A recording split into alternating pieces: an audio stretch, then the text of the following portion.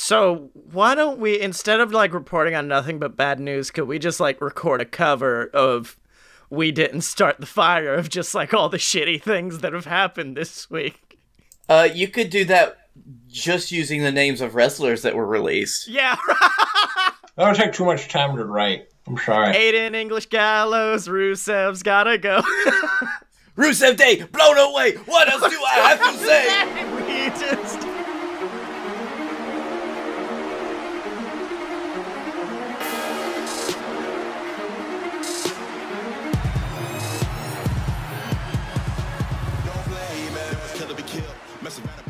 Welcome to Fight Boys. It's a show about professional and not so professional wrestling. I'm your host, Scotty Moore. I am Blake Tanner. I have the same job status as 30 people from WWE. Oh my god. Blake, did you mean to lead into yours like you were about to say, "I am American Blake Ass, watch me kick"? That's his new name in the group text, by the way, American Blake Ass. Yeah, that's it. I was actually going for more, I am iconic. Okay. I wasn't. I just did that. I guess it fits with a lot of things. You're like, I'm sorry, I thought that would have got a bigger pop. I'm gonna go. I'm sorry. I appreciated it. I was thinking of a way to top it, and I couldn't. Oh No, I'm sorry. Blake from earlier. Da na na na. I am. So wrestling happened, but like, was there good? I don't know if there was good, really. Outside of like one thing that we have to talk about in Baby Faces of the Week, I don't really know anything positive. Hold on. We have to start the podcast off. For 10 seconds of silence for Fink. Yeah.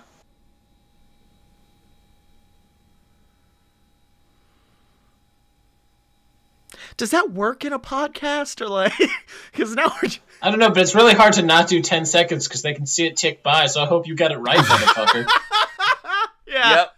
If you had 7 seconds for Fink, then you've just done fucked it up. You done fucked it up. You fucked it up worse than Michael Cole. That one was set. And new jackass of this podcast, Scotty Moore. I forgot how fucking amazing Fink was. Like, Legends House, I know that's not the good thing to start with about Fink, but he was definitely one of my favorites off Legend House. All of Luke Gallows' stories about Fink. Oh, yeah. And watch out for that choke slam. Yeah. I'm sorry, Carl, you're an asshole. Oh. I felt, did you listen to the new Talkin' Shop, The Return, where they were like, and this was creepy, they released it probably like a week ago, and they start by saying, this is usually when we have the Fink come in, but we just hung out with the Fink a couple days ago, and he's not in the best health, so we wish the best to the Fink, and we're going to be retiring the Fink character. And that's when I went, how did they fucking know? How did they know? Because it's real. Because they had seen him a few days ago, and he wasn't looking great. Yeah, he was. I guess that means he's been sick for a while. Yeah. Oh, no, there was a picture of that. Who was it? It wasn't Gallows, but it was someone in that group. It was a picture of them. And a bunch all hanging around Fink, and you could see he was like sitting down. He wasn't looking that good, so he's now at peace, which makes me feel good that he's not having to deal with sickness all the time. I do like all of the great like memories people are sharing, like Survivor Series, when he fucking comes out as CM Punk's personal ring announcer, and he just sits there, and the crowd is showering him with love, and he's just sitting. Meanwhile, Michael Cole is ruining the moment like an asshole. Yeah, the whole time I wanted to stab. Which means Vince McMahon is ruining the moment like an. I forgot how much I fucking hated that until today, and I was like, oh, that's right. I hate Michael Cole. Yeah, because they're just like, oh, look at him. He's going to waste all the time. I'm like, fucking let him. It's the Fink, Michael. He's a Hall of Famer, unlike you. That's the equivalent if they were just like, here, for their Make-A-Wish coming out. And Michael's like, oh, another one of these fuckers. Michael, you can't do that. Even Punk joked with him, though. He was like, man, really? All that time? Oh, yeah. You can see Fink be like, I hadn't done it in a while, dude. He nailed it though, because you were expecting like a rasp of the voice. Well, after you've done it countless thousands of times, I'm sure it never goes away. Yeah, I don't think there will ever be someone with like an iconic ring announcer voice like Fink. Fink is Justin Roberts is fucking trying. Roberts is Jan. He's trying, but as far as wrestling's, because like Kenny, oh man. Because outside of wrestling, I guess you could say like Michael Buffer, but like yeah, both the Buffers, Michael and Bruce Buffer. Oh yeah. Bruce Buffer is, it's time. Yeah, no, it is time. Yeah, no, dude, I hear that shit in my sleep sometimes. Yeah. But you can never. And then I know I'm squaring off with Freddy Krueger. It's gonna fucking go down. But you can never get past. And new. So, in news of old wrestling people who need to stop, Jerry fucking Lawler got to be real racist this week. He's got to be like worst announcing comment of the year, like 20 years running. Yeah, right? exactly. Oh no, there were a couple of years where he was out, but like, it's got to be close. Because Akira Tozawa hit a senton on Austin Theory, and he referred to it as a ramen noodle moonsault, which A, I'm mad because it's racist, and B, as a fellow commentator, I'm mad because it's incorrect. It's a senton, not a moonsault. How dare you? My inner Excalibur was fucking insulted. Yeah. Fucking, yeah, on commentary next week, he's like, that's a senton, JR. Back in my day, we called it a ramen noodle moonsault. You've been fucking texting King again, haven't you, JR? Yeah. JR, are you drunk?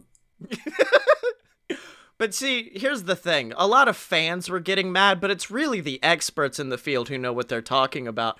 And someone did come to the defense of Jerry Lawler, and this also sounds like a fucking kayfabe news headline, because Jim Cornette defended a racist comment from Jerry Lawler, and I'm like, Jim, you don't have permission to be defending. That's like if back when John Jones had that hit and run, if O.J. Simpson had come to his defense. Yeah, y'all getting mad at this kid for nothing. The only thing that would have made it worse would be a Hulk Hogan tweet. Yeah. Yeah, exactly. So now listen here, brother. Sometimes I watched the tape, and that was totally a Chinese noodle moonsault. Sometimes, kids, you just gotta vent the racism. If you let it build out, you end up in a situation like the Hulkster was. You just let it out bit by bit. So now people are mad at Jerry Lawler for telling a joke. Now I understand why modern wrestling sucks. Because most modern wrestling fans are such whiny little pussies. They don't deserve good wrestling. How do these people go out in public without breaking out in tears? Hashtag whine. Hey, Jim. Fuck you. He can't hear you. Sometimes I wish he did. No, he can't hear me because I've got him blocked on all forms of media. So even if he tried to find us, he wouldn't know. We're gonna get to this later, but I'm posting Spud's new shirt. Oh, I haven't seen his new shirt. Look at it. I did enjoy it because we're definitely gonna have to talk about the releases ad nauseum later. I do enjoy like how wholesome every release video has been, because I think it was Kurt Hawkins was like, last time I got released I made a joke, but I don't think that's appropriate right now, so I'm just gonna tell everybody we're gonna get through this and pro wrestling will thrive. And then like Mike Kanellis released an entire video being like, I got through addiction, I'll get through this shit. Aiden released a thank you video. Spuds is fucking heartbreaking. Spuds destroyed. I'll get to it later. Yeah. And, oh shit, there was another, I sent it to you guys earlier today, and it's EC3's video where fucking, what song was it? It was, Take On Me. Yeah, it's Take On Me, and it's just EC3 doing rapid fire push-ups as Spud is singing Take On Me and doing curls behind him in the ultimate... No, he's doing shoulder shrugs. He's not even doing curls. Yeah, he's not strong enough. It was shrugs, and it was... I thought this was their version of a DBZ fusion dance. Like, in a few minutes, light would absorb them both, and they became, like, EC Spud. They'd become one entity. I would love to see that. Also, I'm glad that Spud's back. Oh yeah, easily. Because like, and we'll talk about that later. We cannot talk about that later. So, hey guys, can we be established as an essential business at this point? Because WWE did it, so it should be pretty fucking easy. Do any of us? So here's the thing. Hold on. Because for the first time ever, I have insight into this because I live in Florida. Oh yeah. What? Yeah. So, media is like depending. Like, so like the lines for essential business down here are pretty fucking vague. Like up until I got furloughed, I was going in to work at a timeshare company. Like, Yeah. like it was there.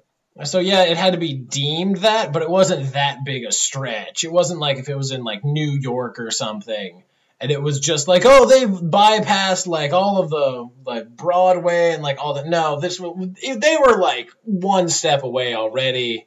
Like, I know like people are trying to point like, you idiots, they didn't pay this much. There was probably a bribe at some point. Yeah.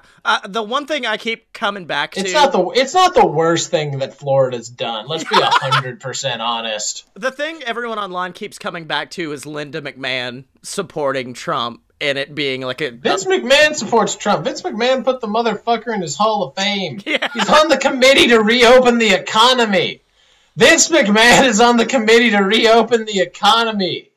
The kayfabe news is in shambles. So, yeah, it's fucked, and in all honesty, I think there still would have been some releases.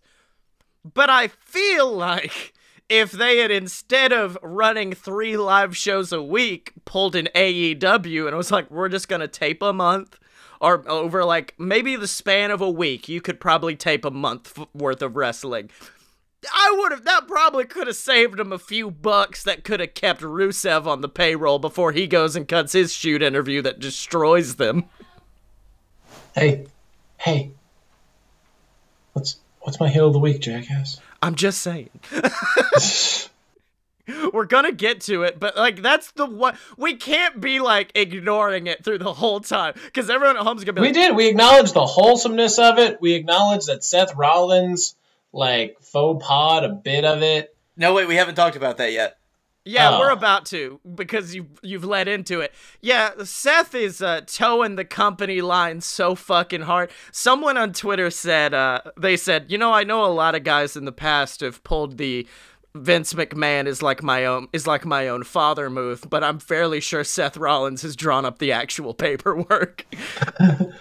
It's like, Vince McMahon has adopted me. Oh, I'm sorry. Hold on. I have to change my baby face of the week. But Seth went to Instagram Live after all the cuts and said, one thing I am seeing that is a little upsetting is all the negativity and hostility towards WWE. What? Like, what's happened? This is a difficult day for everyone, for all of us. And I think if there was ever a moment for us to unify, for us to kind of band together, getting real close to thinking about starting a fucking union there, Seth, and try to do the best we can to keep this business alive the best way we know how, that this is that moment. I think pointing fingers or saying you should have done this or you should have done that, I don't know. It just doesn't feel like the time nor the place for it. I think this is... No, that seems exactly... Whenever something dramatic happens, that's exactly the time and place to be like, hold on, motherfucker. This is exactly the same thing that people try to do after there's like a mass shooting. Like, people try to... Almost like something happened, guys. Yeah, something happened. Let's change it. No, it's not too sad to talk about now. This is when we should be talking about it. Because if you don't, you're going to forget about it in 2 weeks and nobody gives a shit. But listen, I think that, do you know the, guys, you know the I worst... think... You know the worst part about this, other than Seth Rollins putting his foot in his mouth again? We're not going to be the worst podcast anymore. Yeah. Talking Shop's coming back, man. Gonna have to pop a brewski, take your pants off, like fuck. We're done for. Everybody's talking about where will the Good Brothers go? Will they go to New Japan? Will they go to AEW? Will they go to NWA? Nah, man. Talking Shop's back. Gonna have to get all of that. They're gonna be putting up big numbers on fucking iTunes and shit. They're gonna be. They're already like 8. They're already 8 most successful sports podcasts on there right now. Yeah, it's just people are like, I don't know, where are they going to make money? I'm like, I know Gallows. He's probably already started a t-shirt company, a laundromat, and fucking 5 other things in bumfuck Georgia. And he's gonna be fine. Gallows has started 7 businesses since he got released. He's been ready for this. He owns 3 Cracker Barrel franchises. No, he owns all of Cracker Barrel. He's already taken him over. Meanwhile, Carl is on his John Moxley shit because the very next day after he got released, he was like, how long will it be till I can make a fucking New Japan return promo? Oh, I can do it today? Let's throw that up. Let's just throw that up right now. Dude, the thing is that, like, I don't know how much the New Japan fans pay attention to WWE, but you need to understand, Carl Anderson is half the weight that Carl Anderson left New Japan in. So, like, fucking cut as shit Carl Anderson's gonna show. Gallows looks exactly the same. Gallows has looked exactly the same since TNA. Like, there has been no change in that man's physique. But, like, fucking, like, Chad Too Bad's gonna show up, and he's gonna be, like, fucking looking hotter than a motherfucker. He might get a good push out of that. Yeah. He might get a good couple of feuds. He might win a high end singles title. It might be some good stuff for the Good Brothers. Mm-hmm. Oh god, I'm just realizing how much this gutted Southpaw Wrestling. Oh yeah, no, it's dead. Oh yeah. Dead. They're not going to be able to use it. Oh yeah, fuck. Because those people, by the time, unless they release it really quickly, it's gonna get real awkward. Yep. It's like watching, because I've talked on the show before about watching the Battle of the Brands series on Up Up Down Down. Mm-hmm. Half their fucking roster just got, like, I think Creed's champion is Drake Maverick. One of their big teams, like, everything, as I was going through, I think there were 10 people between each roster that had just got released. And it was the people that they would have sending in promos for the show. And that's when I went, oh no, they're going to have to make a lot of edits. They're going to have to make a lot of changes to this, I think.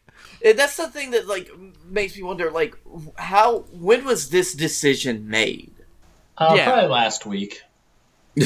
Probably last minute. Because I think, and we're going to talk about Drake, but he was just announced for this huge tournament. He's still working it, knowing at the end of it he's going to be fired.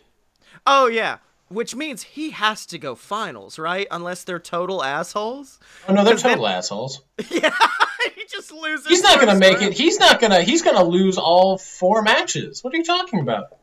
Yeah.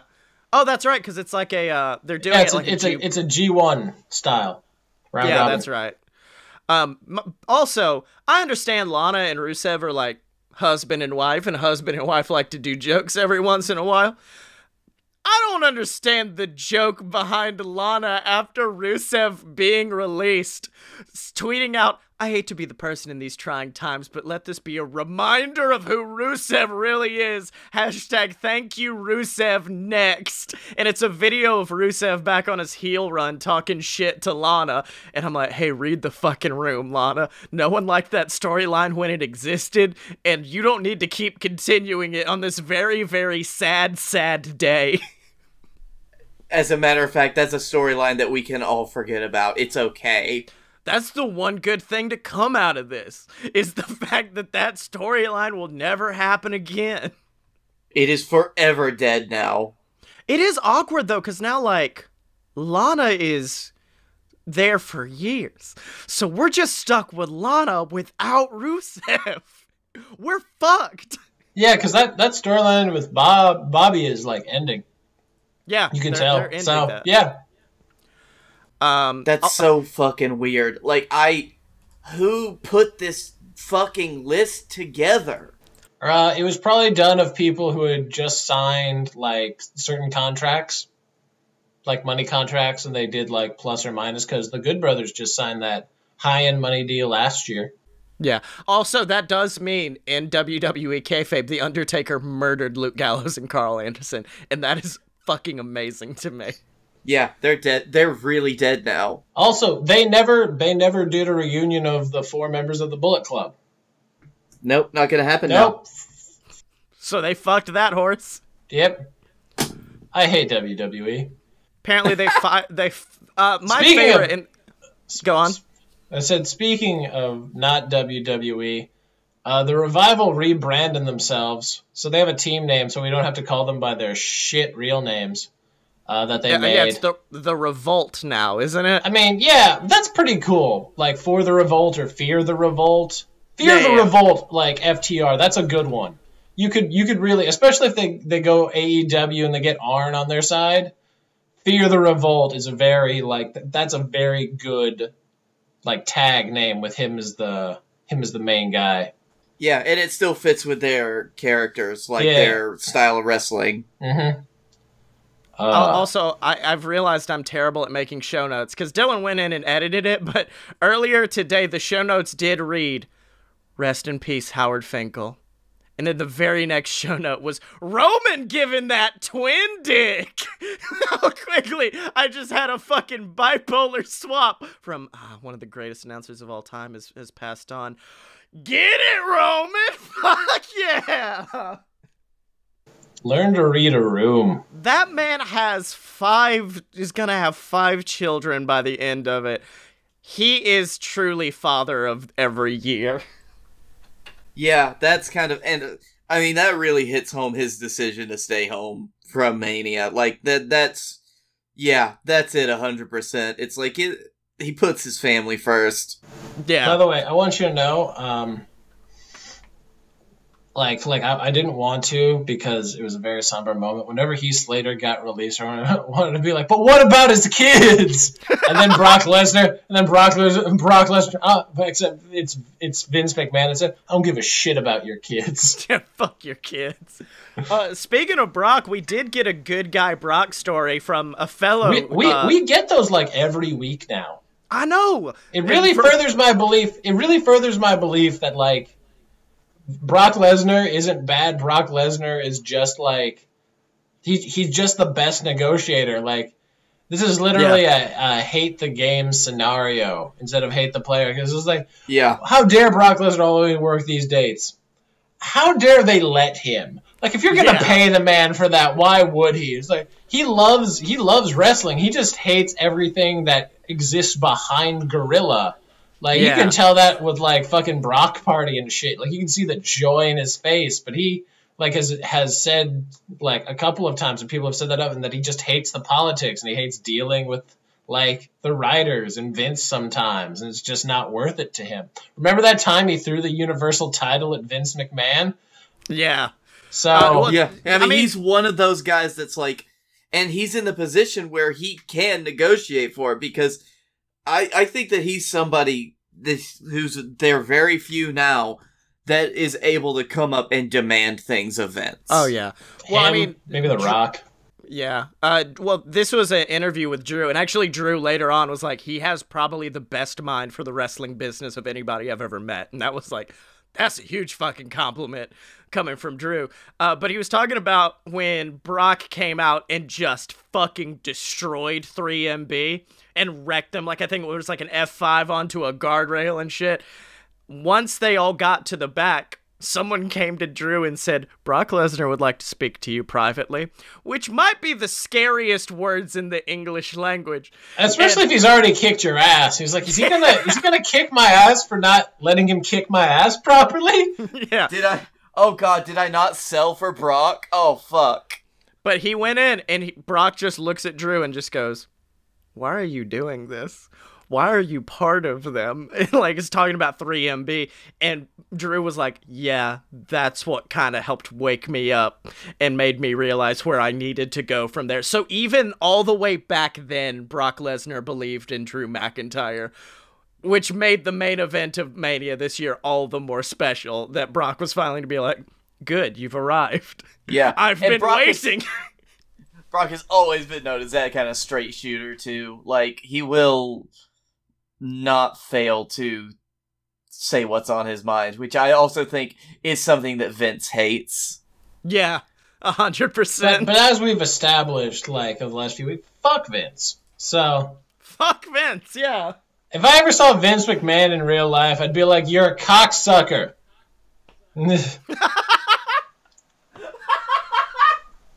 God, I want to be in the room for that. And we'll just walk by him on the street of, like, Tampa. Are you Vince McMahon? Yeah, you suck dick.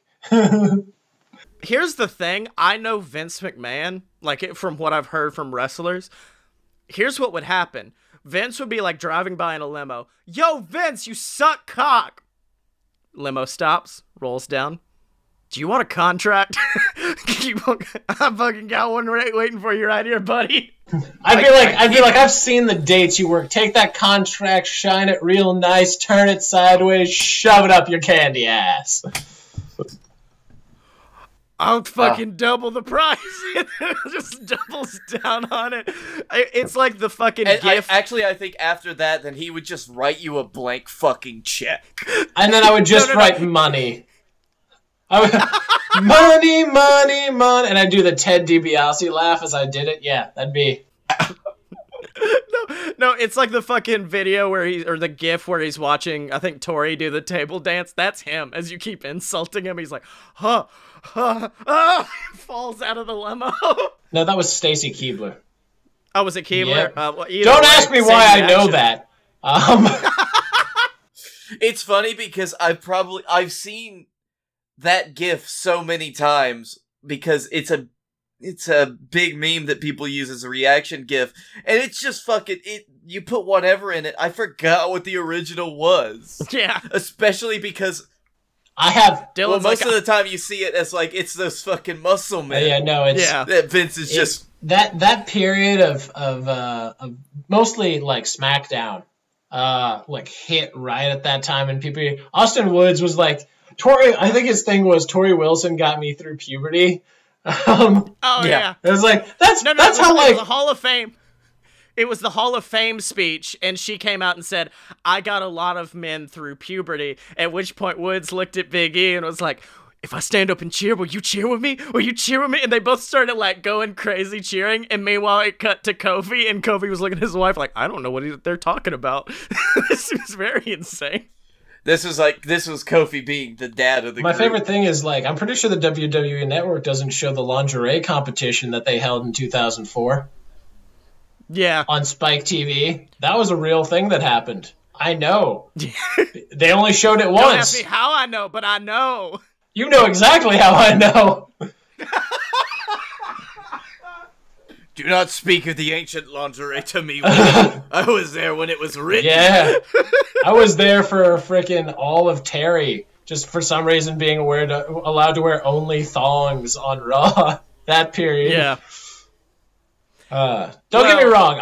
I prefer now where there's actually wrestling and stuff. But you need to understand that'll hold a special part despite the fact of all the terrible things behind it. Yes. Well, one more good story for the week before we have to talk about Black Wednesday comes from DDP talking about MJF, because he put over MJF so hard in that entire thing.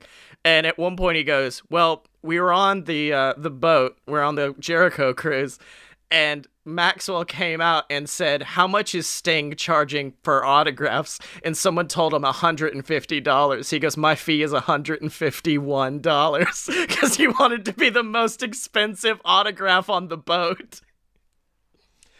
Apparently that happened, and then a comedian got up on stage and was talking about MJF and goes, "MJF, he's just one of those guys that you love to hate, right?" And MJF walked on stage, grabbed his coffee, and spit in it, and handed it back to him. Was that Gabriel Iglesias? I can't remember who it was. I know he was on the boat. Oh yeah. No, I think they did like a full comedy night, and one of the guys, MJF, just spit in his coffee and handed it back to him.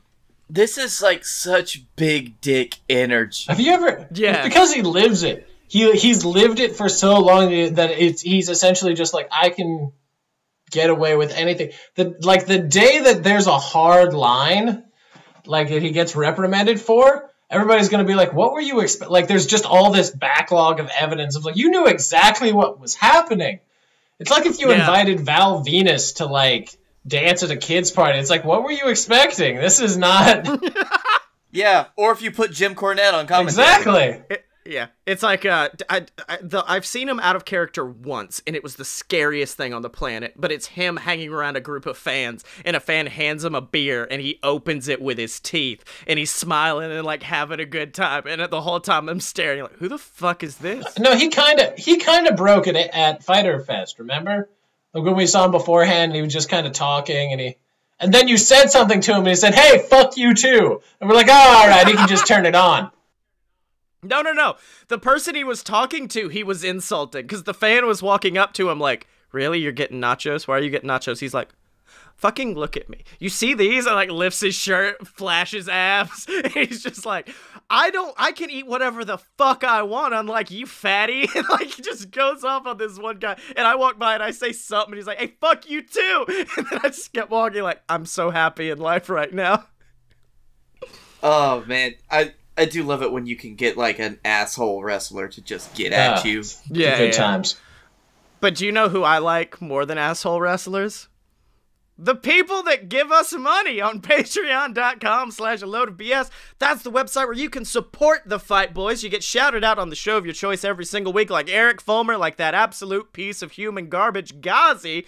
And if you want to join them, if you want to get access to exclusive content like Wrestling History X, or to watch me and Blake react to our garbage original version of JWF that featured live-action Silver Spoon and Captain Tibbs, it's so bad. You can get it on patreon.com/a-load-of-BS. Dylan, who are we annoying this week?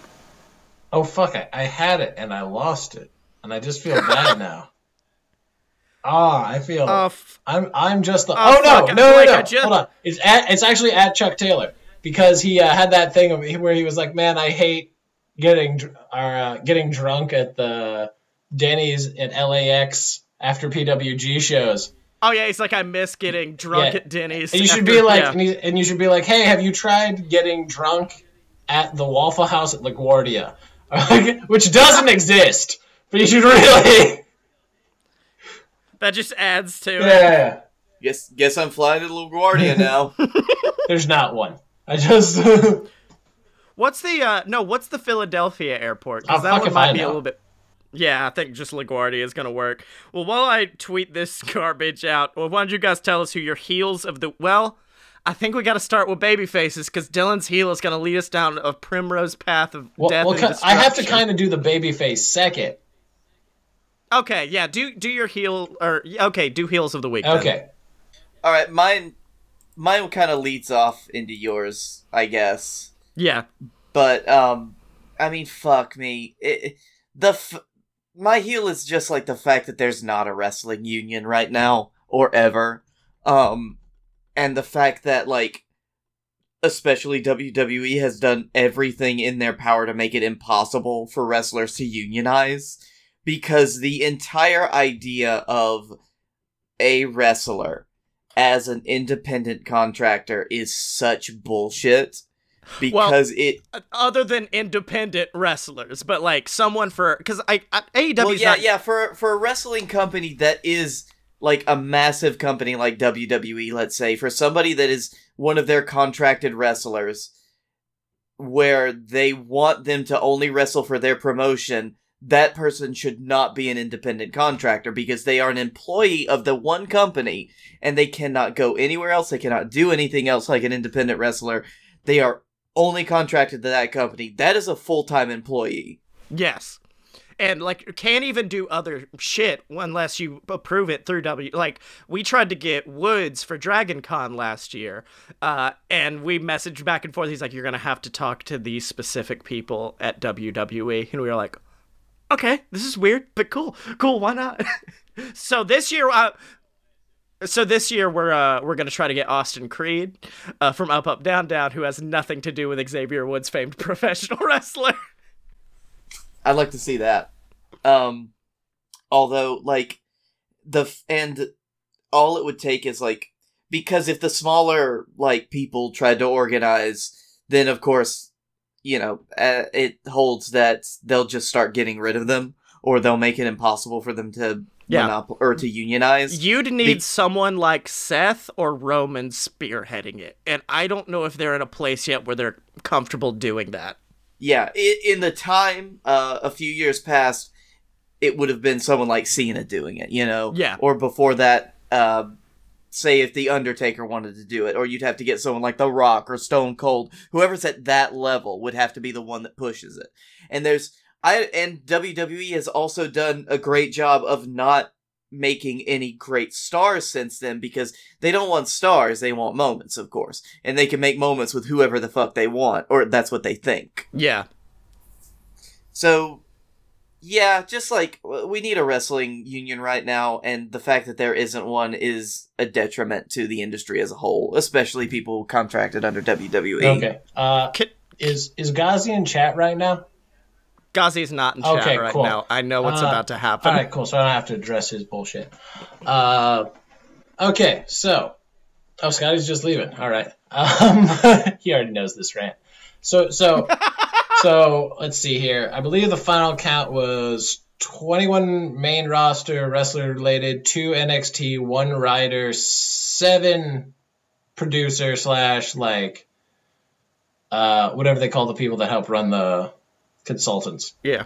We're including IRS. Yeah. Which the funniest thing in the world is that IRS did get released on April 15th. That is the only light I will take of this situation. They all got released at once. And people talking with WWE will be like, hey, listen, they were losing money. They couldn't run live shows. They couldn't do this. They couldn't do that. It has been shown because today the price of their thing went up. They're back to being a $3 billion company, which is why they released people. People are still saying, oh, well, yeah, it's to cover for first quarter losses, whatever. Listen, it doesn't matter to me. Fucking Comcast, who owns Universal, allowed their CEOs to take a pay cut to allow Universal employees to be at work longer. Bob fucking Iger took a pay cut. You're telling me that the McMahons, Vince McMahon, I don't give a shit if he lost from the XFL. He's still a billionaire. He couldn't take a pay cut, couldn't sell some of that stock to keep the people that put their bodies on the line, who fucking travel 250 days a year, to keep them employed through the fucking pandemic. I don't care if you have to cut people after it, after 2 weeks. At least make a show that you're not a heartless piece of shit. Try and say shit about well, you don't know how to business work. I know exactly how fucking making cuts for your people looks. And they're not doing it. I hope no one who got cut yesterday ever has to go back to the WWE for money. I hope they lose all their goodwill. I hope everyone who works there realizes how disposable Vince McMahon and the higher-ups think they really are. Two people involved in the literal one of the 2 main events of WrestleMania. 2 of the people who were involved immediately released. Yep. 2 guys with big money contracts who have been working with AJ Styles, one of their biggest people. AJ's got to be fucking hopping mad right now that they just out of nowhere released his 2 friends who had just done WrestleMania. The rhyme or reason for it, I know it was for financial things. I know it was to show, hey, we're getting rid of this. We're cutting unnecessary people. A lot of PC people apparently got the boot, too. Certain people are giving up stuff. I talked about Lance Storm. Lance Storm closed his goddamn academy to go and work at WWE. Now, granted, it wouldn't be open right now anyway. But this was fucking, at the end of last year. Man been there for, 3 months, 4 months, already out the door. So, it sucked. Yeah. I already didn't like WWE because it was a big faceless conglomerate that did shady shit and was run by the Vince McMahon, who's proven time and time again that he's a dirtbag. Something like this just kind of proves that nobody in there. Granted, I don't know the workings. I don't know if fucking Triple H bribed Vince some more NXT talent wasn't cut, because you notice there's the exception of Deonna Purrazzo. Which that has to hurt. Who has she got a gig waiting for her though? Oh yeah. In ROH she's got something somewhere. Hardly any NXT talent was cut, despite the fact they've been hogging people for years. All the people they could have cut, all the people they just called up, they had nothing to do with. They cut lifers. They cut Zack Ryder. Yeah, that was who they cut. Zack Ryder Heath Slater, Slater, and Zack Ryder. What the people fuck? Those two who have done everything ever asked of them, have like fucking just for the love of the business, have had pushes cut, have had everything taken from them, and they grinned and bared it because they love their company men through and through, fucking out the door. Like if you're working there now, you have to be like, wow, if they got rid of these, like, fuck, what, like. There's no rhyme or reason. They'll get rid of anybody who isn't like the main event people. Just like Blake said, they think they can make it with anybody. There's no loyalty. They talk about how everybody's family. Like, no, it's not. That's not how you treat family. Like, even if they're furloughed and they get hired back, still knowing that you were one of the people that are like, hey, listen, if we really had to, we could have let you go. How do you go back to that? Like, yeah, exactly. If it was like my favorite was somebody on Twitter said they were talking about like Disney releases 700,000 plus people, no one bats an eyelash. WWE releases 35 people, everyone gets upset. And someone was like, yeah, Disney didn't release Baymax, fucking Chip, and not Dale, just Chip, and like all these characters. They didn't release people you see. Like, that's why it's such a big deal, is the fact that like, it's no, like, surprise from this show. We fucking love Gallows and Anderson. We don't want to see them right now having to struggle. After that promo from Drake Maverick, I was so excited to see what happens with Drake Maverick. Nah, you're not going to get anything out of Drake Maverick. Like, it's upsetting because we feel like we know these people. Yeah, FMA brings up, they cut fucking Mike Chioda, who has been there for 20 plus years. Long ass time. I didn't know they cut Chioda. What the fuck? Yeah, they cut Chioda, dude. They cut Chioda. They cut Finley. Finley's been doing backshit stuff since he stopped active wrestling like a decade ago. Like, Fit fucking Finley? Yeah, they cut fucking Finley. Oh no, if you look at the list, it is ridiculous. Some of the people, Shane Helms, Hurricane, who just started working for them again. Hurricane got cut. He did tweet out, this was a good one. He did tweet, I knew I shouldn't have answered the phone today. That was it. I was like, okay, that's a good one. Yeah, Helms. No, so like all the people you expected, like No Way Jose got cut. Okay, I can kind of see that. That makes sense. But like, you know, just for fuck's sake, like none of the NXT UK people, that was surprising as shit. Yeah. They cut main roster people. I know the UK one makes sense because they're still trying to hold their stronghold there. They're still trying to hold on to all the talent and all that. I fucking hate WWE. Every time I look and I was like, that's some good stuff they're doing. They do something else where I was like, man, fuck you as an institution. Fuck you for thinking that you're woven into the fabric of US. You got into 1.9 million homes. You got into 3 times more than AEW. That's it. They weren't even running a good show. Like, I hope their ratings are tanking. They're saying their YouTube whatever is doing great. That's fine. If YouTube's your main source of watching the show anymore. If YouTube is your main form of that, good luck renewing your TV deal. Like it's coming. I can feel the day of reckoning for this company coming. And it's in like the next 2 years. They're gonna dip below 1.5. One of these days they're gonna dip below 1.5. And it's gonna be because they have no idea how to fix it. They have no idea how to fix it anymore. Not in what's going on now. Maybe by June they will. But by that point, guess what? People have learned that they can live without it. So it's either there's gonna be this great big boom where it's gonna be like fucking 3 million are gonna watch. And you know what's gonna happen? The same thing that happens after every WrestleMania. Dip. Anyway, this is a long form way of saying I hate the way that they handled this. It was cold. It was calculated.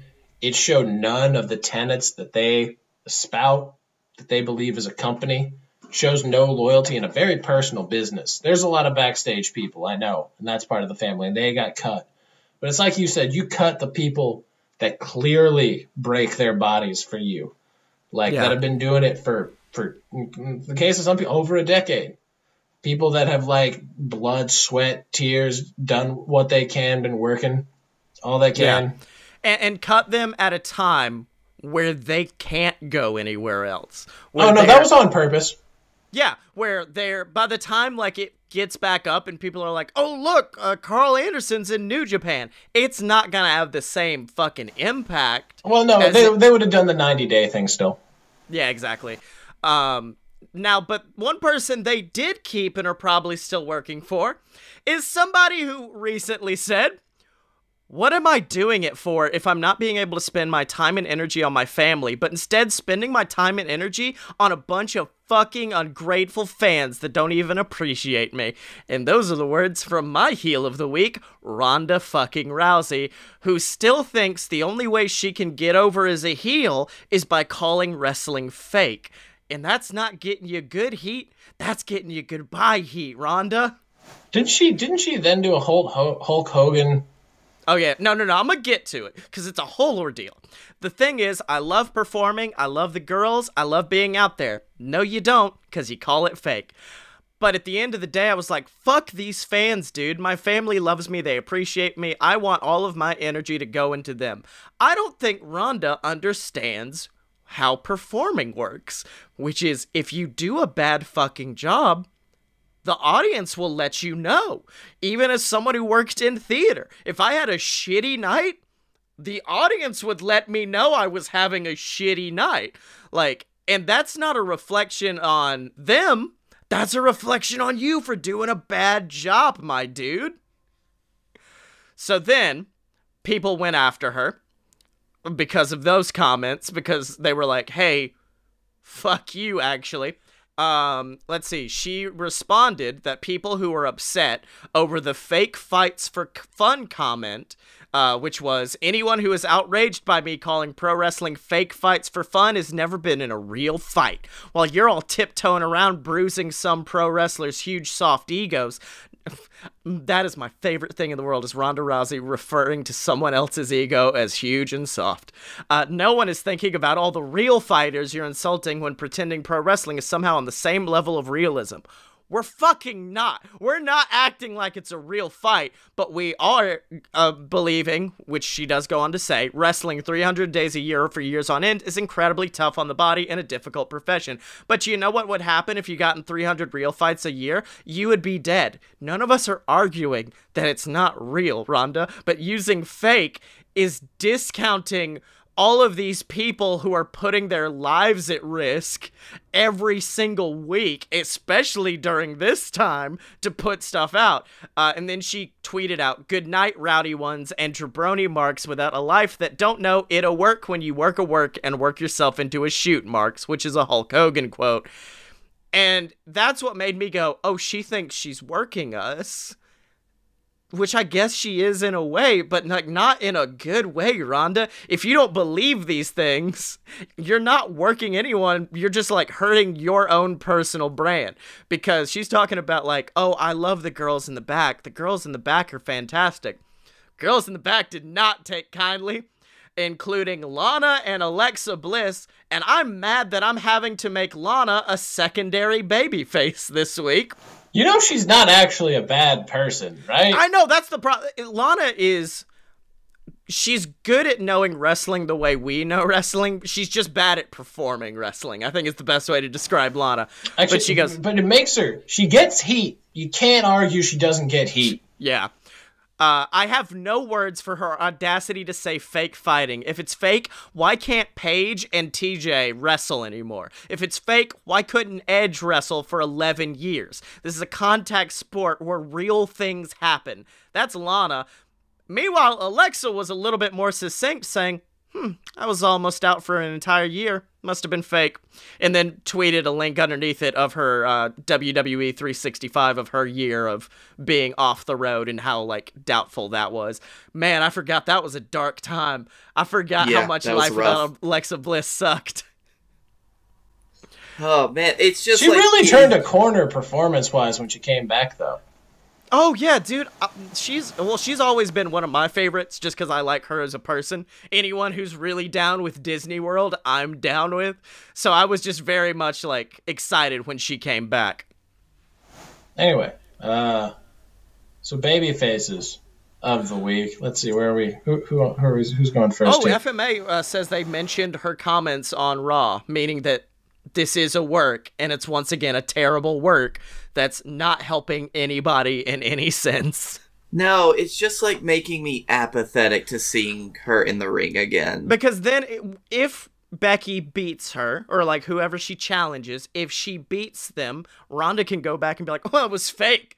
I took the pin because that's what they told me to do. But then if Ronda wins, she could be like, and that's what a real fight was like. It's like, you're not fucking helping, my dude. Yeah, she's going like real WCW in the bad times with that. Yeah. But on to baby faces of the week. Dylan, I feel like yours, because you said yours actually kind of follows up with your comments. Yeah, if we'd done this backwards, I would have shit on everything, because it goes with the union comment. So David Starr is trying his best to run for mayor of wrestling, and he's doing a real fucking good job. David Starr is one of the most well-spoken, like, people. Like, I knew him, I knew I liked him back when he shit on Sinclair, and, like, talked about how he'd never work for Ring of Honor because of that. And, like, I grew to respect him more because there's interviews where he's like, I'm blackballed from several companies for the things I've said regarding wrestling and wanting to start a union. And he has backed down exactly 0%. He has instead walked further into people's faces and be like, come on, you know I'm right. You know I'm right. He had a comment for Seth Rollins where Seth was like, I really hope we can like, rally together as an industry, and it was like, rally as an industry or as a company?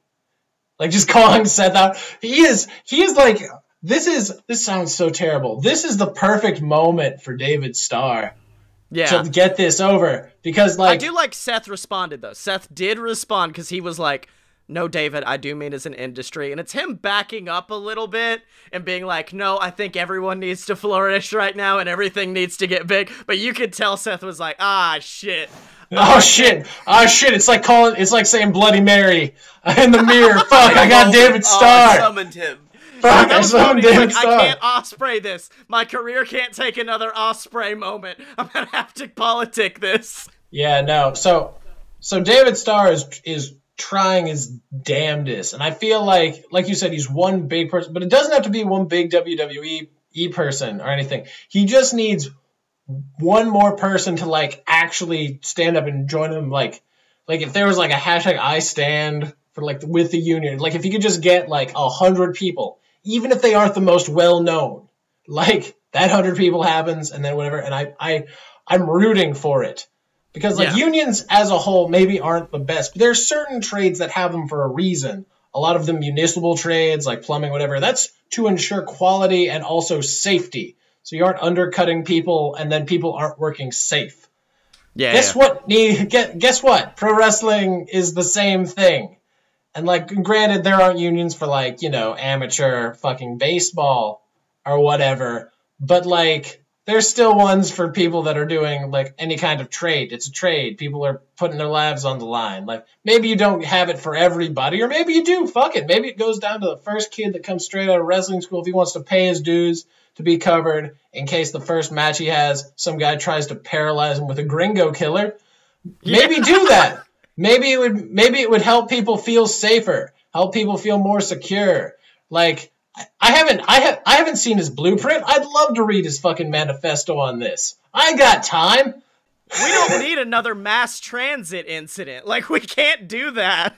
No, the thing about a union is it also ensures that there's no shitbagging done by a company like WWE does to their wrestlers. Like, that's one of the main... No more of these stories of fucking scumbag promoters and, like, fucking taking the money and running in the night.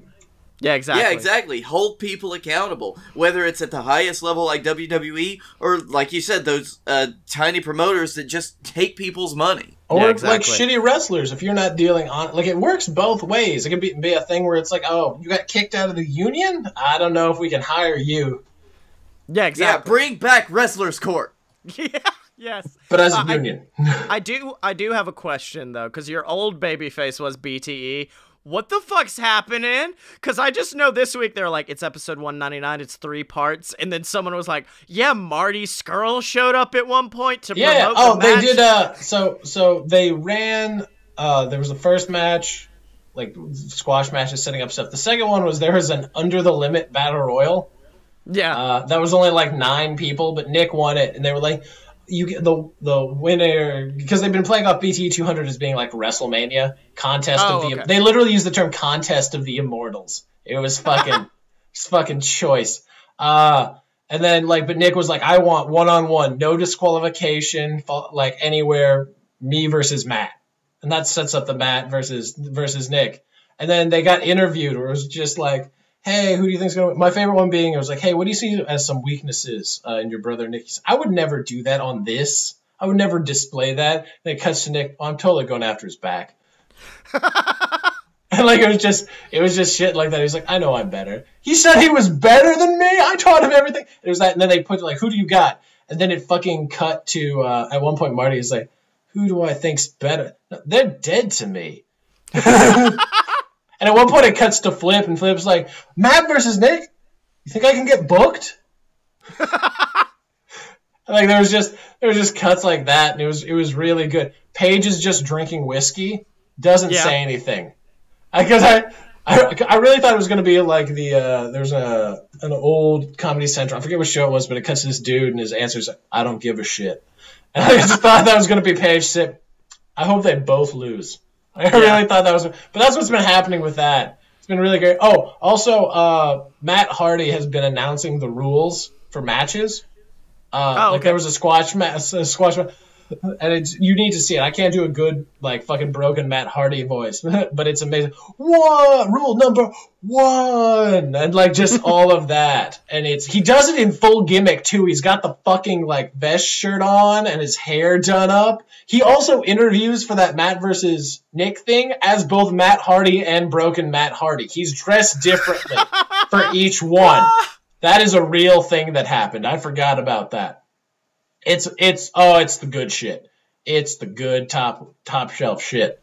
Well, my baby phase of the week, it's going to be a real quick one, but this is more of a personal happy moment I got to have, which is when my dad called me in because he was watching Impact, because my dad's a soft soul who can still watch Impact. And he goes, it's good.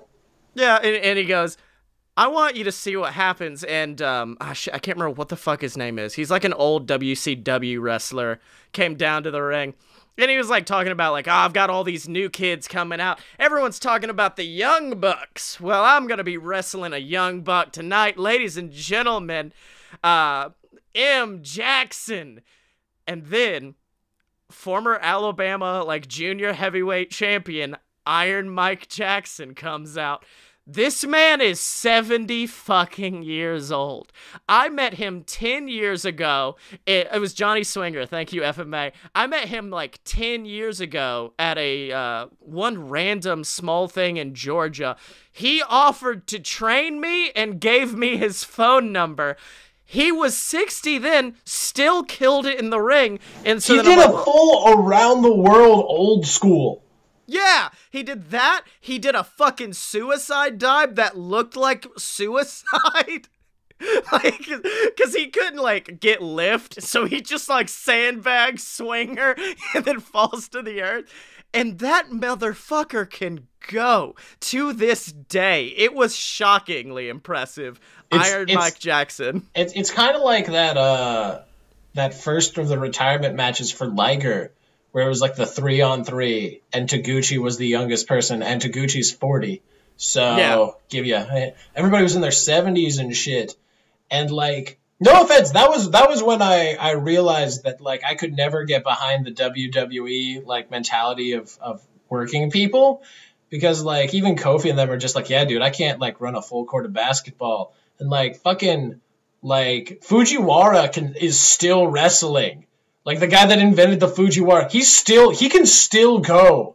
Yeah. And that's because those guys, they travel. Yeah, they do hard-hitting matches. They do hard-hitting matches once a fucking month. The rest are tag matches. They know how to fucking work this out. Maybe you work, a short 10-minute contest with a kid, play it real safe. Nah, they know what's up. They know what's up. I like one time Colt was talking about movesets. He's like, yeah, I used to do suicide dives and shit like that. I could do what I do right now for the rest of my life. Yeah, he was talking about BJ Whitman. He's like, he was branding that strong style, whatever. He's retired, and I'm still going. Yeah. BJ Whitmer also did a bunch of stupid shit that nobody should have done, though. Yeah. All right, Blake, All right, give keep the man his due. Yes, and I'll keep it a little succinct, but I do think that of all of the wrestlers that were released this week on Black Wednesday, as Scotty called it, everybody did pretty much have something to say, and they posted their feelings, and they the only one I didn't see was Heath, and Heath was straight up like, I worked for that company for I think it was either 14 or 16 years. He goes, I know everyone wants to hear from me right now and hear a response, but yeah, it's going to take a little bit more time than a few hours to emotionally process this. And that's when I went, oh no, Heath, are you okay? Yeah, it's got to be especially hard for him who's worked there for so long. But, like, the one that's been a standout and the one that's, like, really heartfelt is Drake Maverick's. Old Rockstar Spud, as, like, he just posted this video talking about how he felt and how even though he was released and he's done, he's still working these dates for the cruiserweight tournament, and how he's still working these matches, and he's like really put this emotional power behind saying, but I will work these like they are the greatest matches, of my life, and I will put everything behind them because that is what I'm doing, because I'm doing what I love.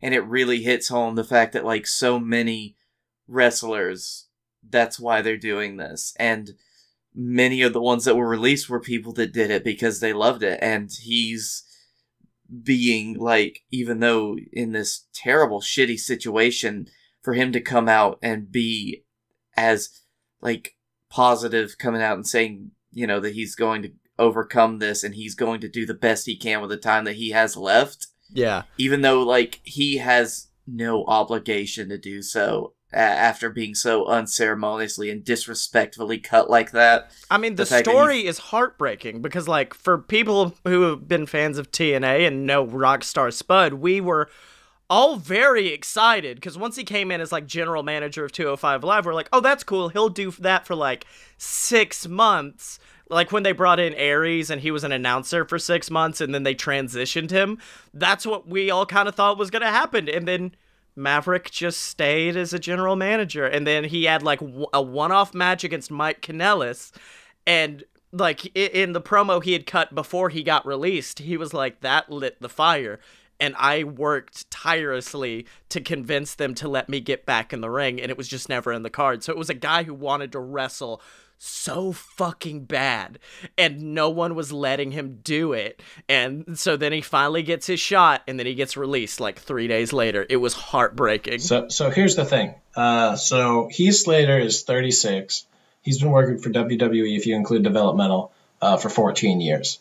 Zack Ryder is 34. He's been working there for 15 years.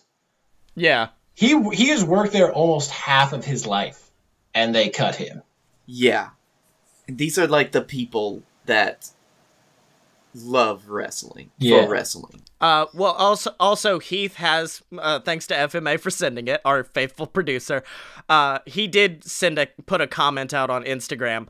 Man, what a ride. I've literally been everywhere, and I mean everywhere. He joked that fans want to hear bullshit, but he said WWE provided him and his family with income because he got kids, and he got experiences and opportunities in relationships that would have never have happened if he hadn't worked for them.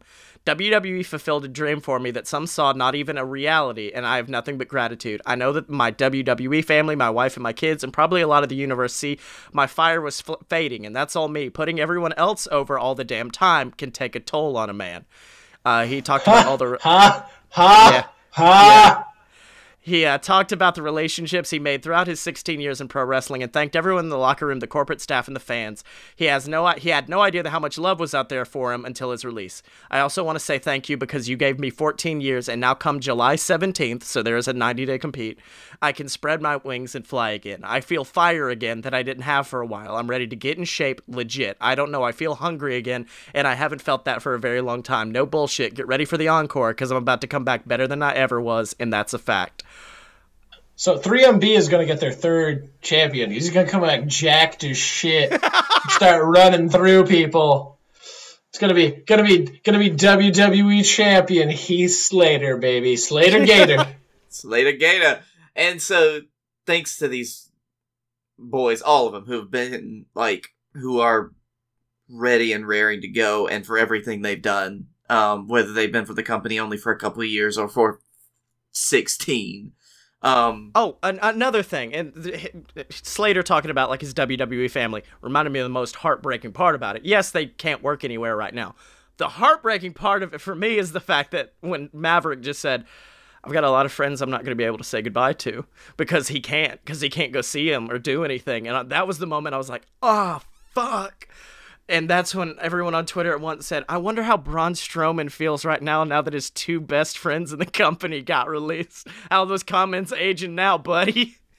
Oofa doofa, man. So Scotty, how long until you buy the Good Brothers new t-shirt?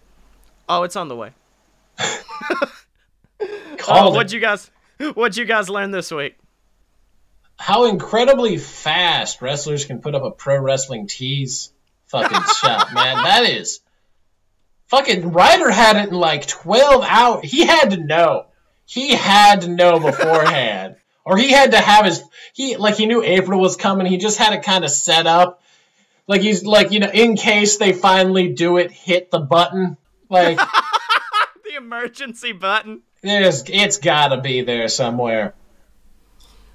I learned that our best hope for a wrestling union lies in a star. And I learned that racism will always happen in WWE commentary as long as Jerry the King Lawler is alive. I wonder if he'll take up his torch after he leaves. Yeah, Corey's got that torch easily. Yeah, he's ready. He's ready for that baton. The nasty old perv. But until next time, where can people find you on the internet? You can find me at Blake A. Tanner on the Twitter. You can find me at the Darkroom Vidya on YouTube, and you can find me at all of the BS Network podcasts. You should know them by now. You should really go follow Sexy Chucky T. He's only got 50,000 followers or something. It's real sad considering he's on a major network. He's doing good work. He's trying his best, and it's just... And they actively promote his Twitter. There are moments on AEW's Instagram where it's Sexy Chuck E. T's tweet of the week, and it's just some bullshit he says. Yeah, it's literally... Chuck Taylor was one of the reasons I got Twitter, because I got tired of going on Google to look for his Twitter to see what he had tweeted recently. Because, it was so beautiful. Follow that beautiful Philadelphia boy. And you can find me on Twitter at ScottyMo, SCOTTYEMO. Buy all my books on Amazon, and be sure to check out AloadofPureBS.com for our new show, The BS Book Club. It is a podcast that I have to do very little work for because it's the audiobooks of all of my different novels. So if you finally want to check out BS versus the Gods or Queasel Corp, make sure to subscribe there. You'll get an audiobook segment in your feed every single week. And check out Deviant, but most importantly... check out JWF Monday Night Ignition. It's our little baby show of professional wrestling audio drama. It's insanity. Me and Blake recorded 2 episodes before this, which is why we let Dylan talk a lot, because we can't speak. I am so fucking beat. This is 3 full hours of recording. And you can find all of it at AloadofPureBS.com. Special thanks to Megaran for our theme song, Fighters. Give a little something to Megaran. Listen to his music. Give him some love. Friend of the show. Yeah. and he's great. He just released a really dope song about Animal Crossing, and it's so sweet. Oh, fuck, I need to check that out. Yeah.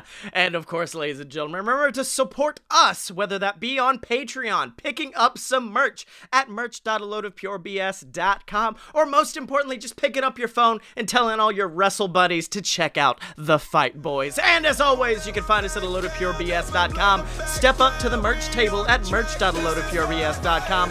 Find us on Facebook, donate to the Patreon, subscribe on YouTube, and remember to follow us on Twitter at Fight Boy Show, Chuck Taylor. I miss saying that, because when you're a fight boy for life.